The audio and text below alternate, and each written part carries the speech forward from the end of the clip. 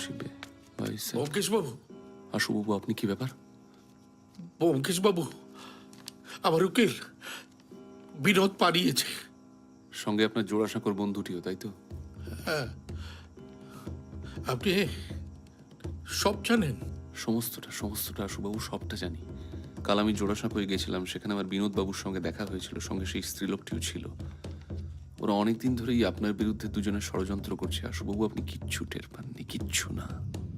আপনার উইল তৈরি করার পরই বিনোদবাবু জোড়াসাঁকোয় যান আপনার উত্তরাধিকারিণীকে দেখতে। প্রথমটা হয়তো কৌতূহল বশত গেছিলেন, কিন্তু তারপর এসব ক্ষেত্রে যা হয়।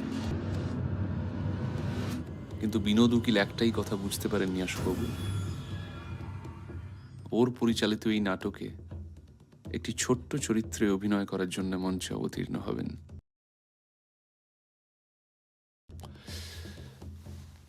ব্যোমকেশ বক্সী।